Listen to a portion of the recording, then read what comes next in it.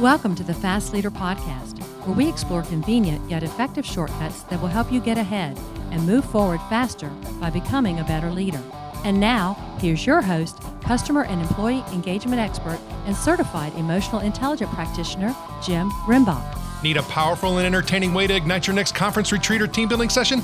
My keynotes don't include magic, but they do have the power to help your attendees take a leap forward by putting emotional intelligence into their employee engagement, and customer-centric leadership practices. So bring the infotainment creativity of the Fast Leader Show to your next event. Go to beyondmorale.com/speaking to learn more.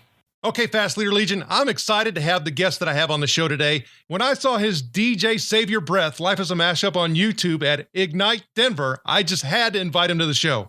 Eryc Eyl was born in Boulder, Colorado, and grew up in rural northern Colorado with ducks, turkeys, chickens, cows, pigs, carrots, ferrets, raccoons, and dogs. After high school, he ran off to the East Coast to attend Vassar College, which forever changed his life, though not immediately. After college, Eryc went broke living in Austin, but found the gravitational pull of Colorado too powerful to resist for long. He returned to attend graduate school at the University of Colorado and has worked in nearly every function of businesses in nutrition, IT distribution, telecommunications, consumer packaged goods, and publishing.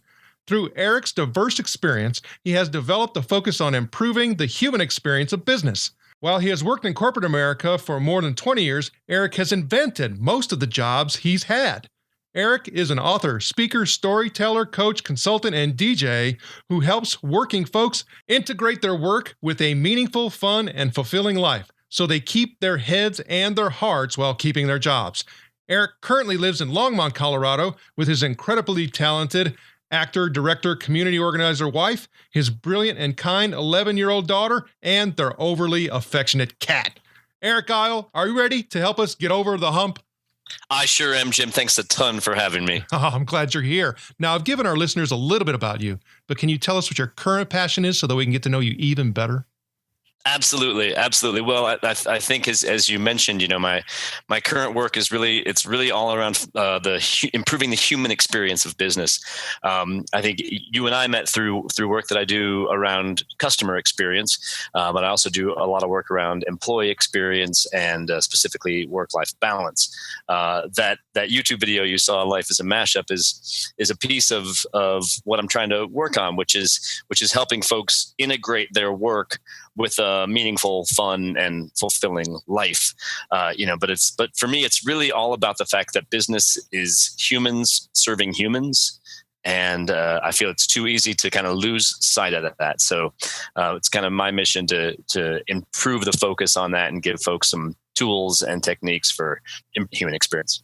Well, I know that when you start talking about this, human experience, both inside and outside of organization, I think there's this slow and it's this undercurrent that is happening in society that people are bringing those two things together. And you had talked about, this mashup concept. Can you explain that? What does that really mean?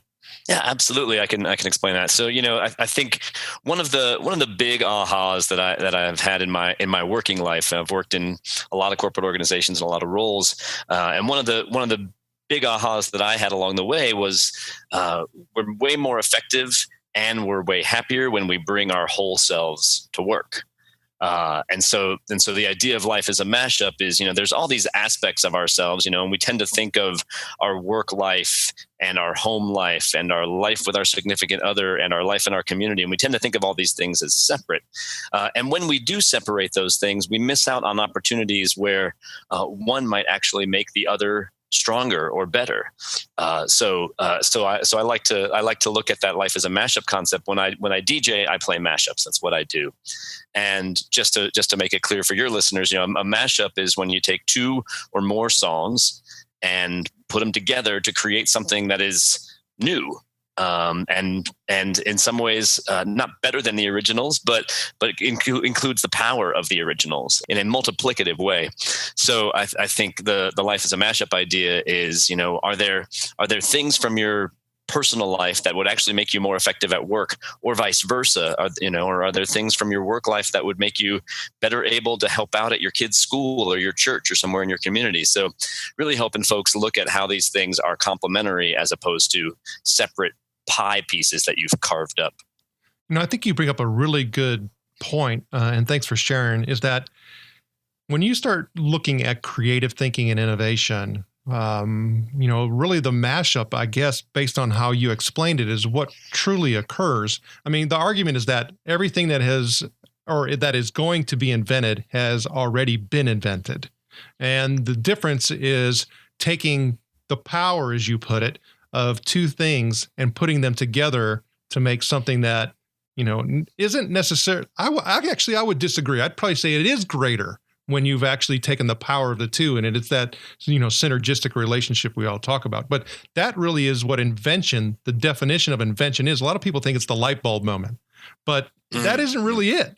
It's the mashing of the two that make the difference. Absolutely. Well, and I think that's a really interesting perspective, because the idea of invention and innovation and everything's already been done. The one thing that hasn't been invented yet is your life. And you have the opportunity to create that actively. And I think taking that active approach is really the key to creating the life that people want. I think that word that you said, active, is vitally important these days. There was a statistic that I saw in regards to entrepreneurship and the percentage of people that were actually starting businesses at an earlier age. So when you look at people under 30 years old, essentially, and it was looking at the statistic 15, 20 years ago, and it was almost double digits. It was like 11, 12%, something like that were actually that were entrepreneurs and starting their own business. And these days it's down to like 3%. So when you start talking about action, what is something that somebody can do in order to do just that, take action?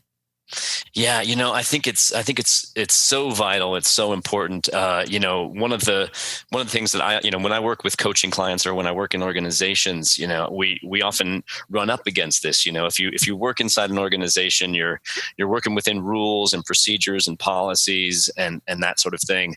And what's interesting is that a lot of times folks can spend, and I'm as guilty of this as anybody, can spend a lot of time just complaining about where we are, right? What the limitations are. And oftentimes what we find when we ask questions about those limitations is that some of them may not even actually exist. And oftentimes we assume limitations where there aren't. And so I think the first step to take is really asking questions. It's really looking at things and saying, so why is that? Why do we do it that way, right? And I think that's the genesis of all sorts of great ideas. Well, and when you start talking about innovation and great ideas and mashups, I mean, there's a lot of inspiration to be found there. And on the show, we look at leadership quotes for inspiration. Is there one or two that you can share with us that gives you that? From myself personally? Certainly. Yeah. I mean, I think, you mentioned it in my introduction, but it's something that I really strongly feel, which is we all need to keep our heads and our hearts while keeping our jobs. And the reason I say that, first of all, a lot of literature and advice around careers is either about climbing the ladder or jumping off of it. Right. It's either about how much can you achieve or you got to strike out on your own, and so many of us, we want the safety, security, and stability of a job. And so if we're going to have that, then we need to make sure that we're keeping our heads. That means that we're thinking clearly, we're being clear about what we want to accomplish. And then we're keeping our hearts, which is that we're keeping focused on what matters to us and who we want to be in the world and what we want to do for others. So that's the one that I come back to again and again.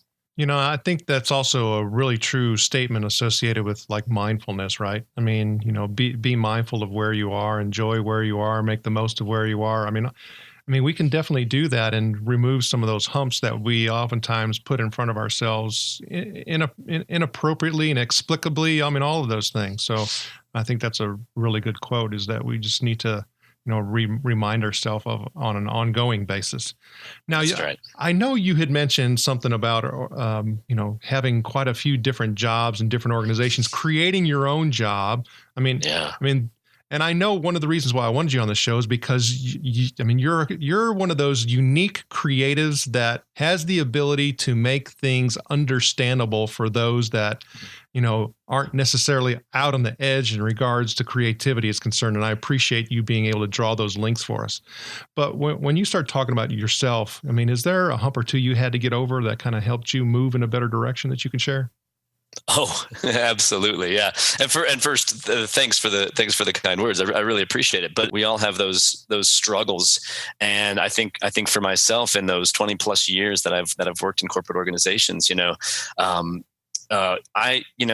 could tell a lot of stories. I think it's appealing to have a narrative with one single epiphany, but I think in reality, the way that we kind of transform is through a bunch of little micro, moments that change us over time and change the way we approach things. It's like those little mini sneezes that you have before you have that one big, satisfying and exhausting sneeze.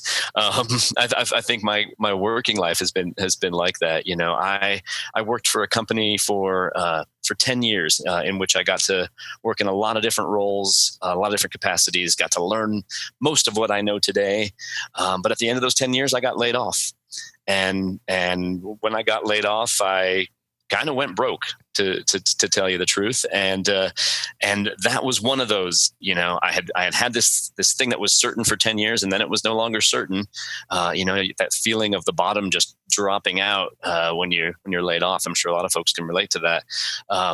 And then ultimately being broke and having to go back to work and realizing, well, I'm going to do things a little differently this time.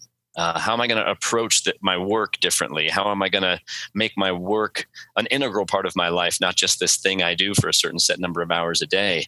How am I going to integrate it? So that was one of the big ones. I think my first job ever, I was fired, and the experience of getting fired, and actually I got fired and the firing got rescinded, which was the really interesting experience. Through that experience, learning some things about humility and integrity and how I was approaching my work that was not in line with what my actual values were.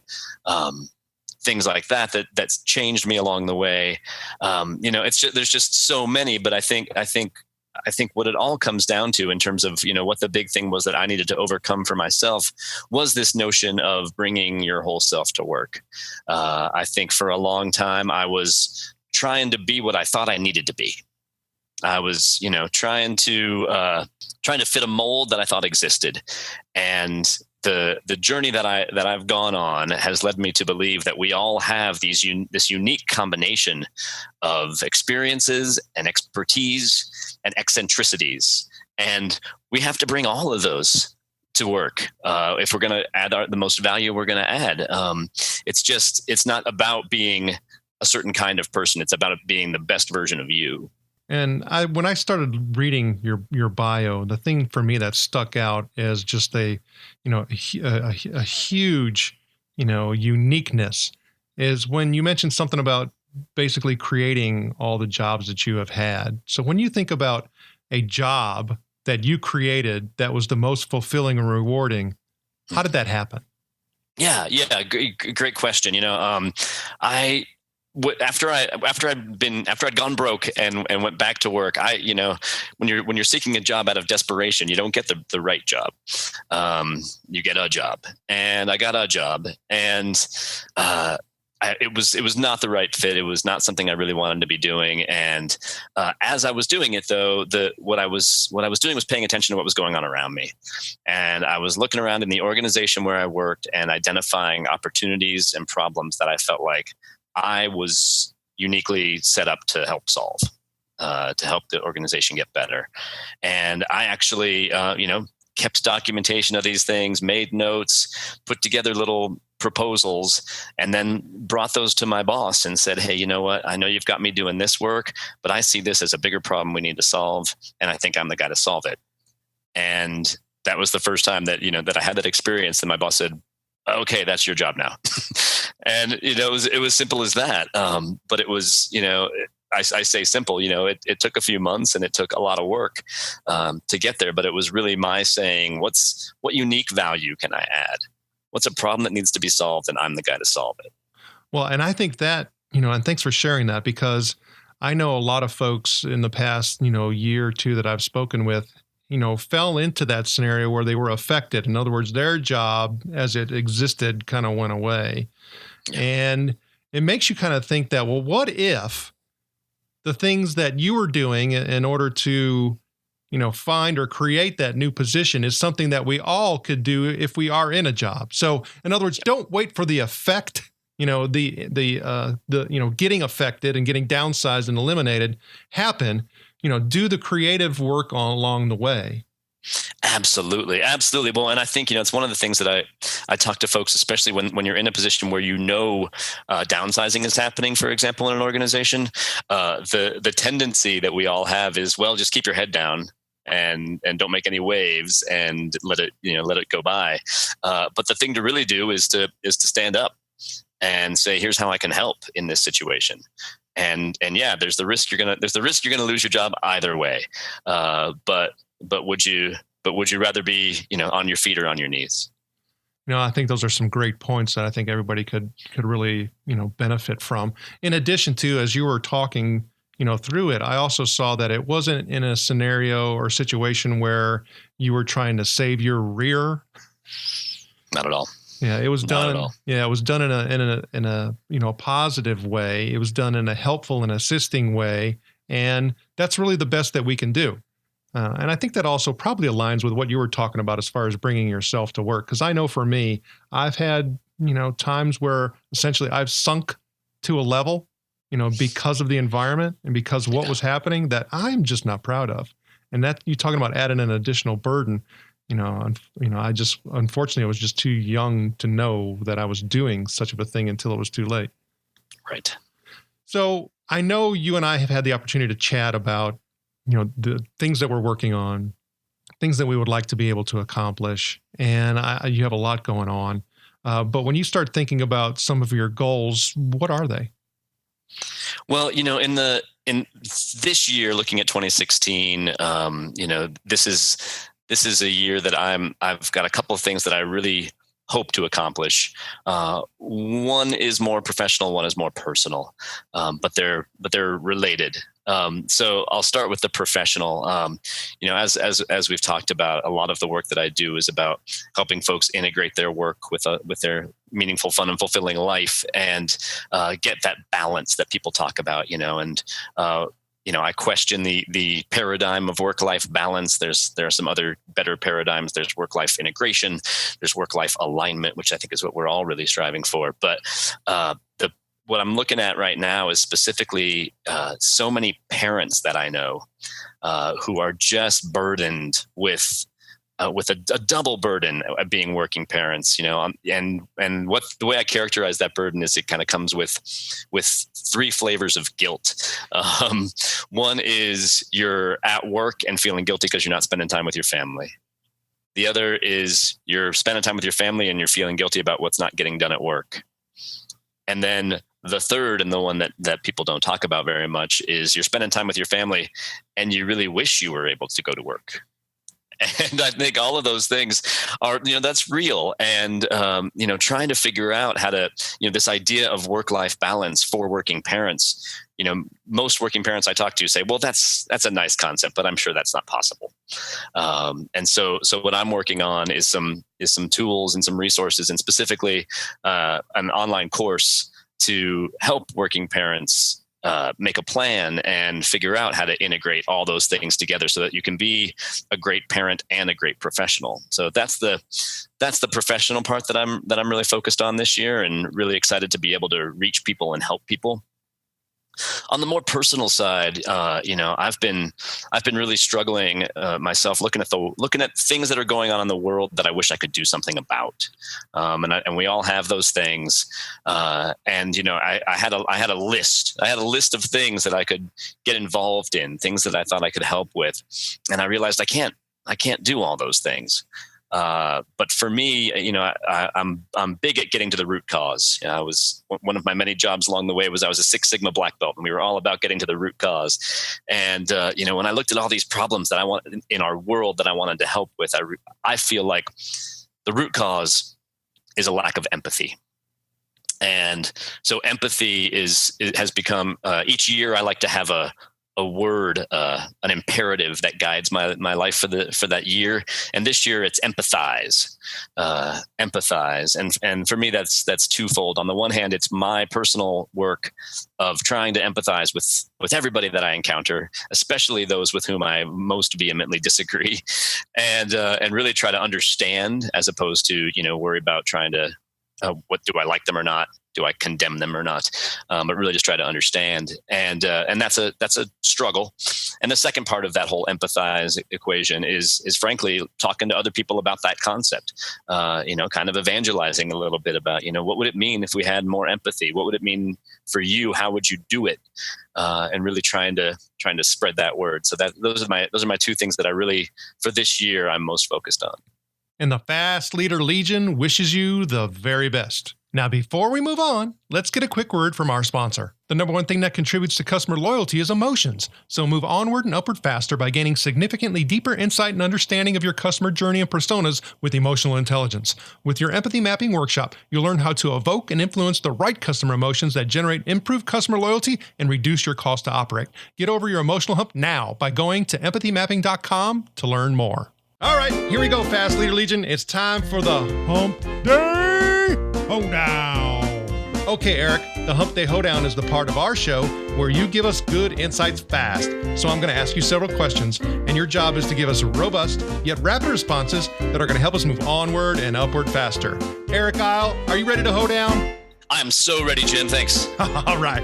So what do you think is holding you back from being an even better leader today? Oh, Jim, that's easy. Doing too much. We all need to focus a little bit more and say no to a lot more things. What is the best leadership advice you have ever received? Best leadership advice I ever received was from Kurt Richardson, the founder of OtterBox.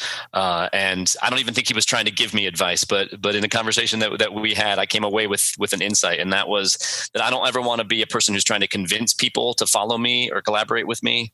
Instead, I want to be so absolutely clear about my mission and purpose that those who share it will join me. What is one of your secrets that you believe contributes to your success? Jim, I try always to focus on being of service to others, and I try to focus on quality relationships. What do you feel is one of your best tools that helps you lead in business or life? Good questions.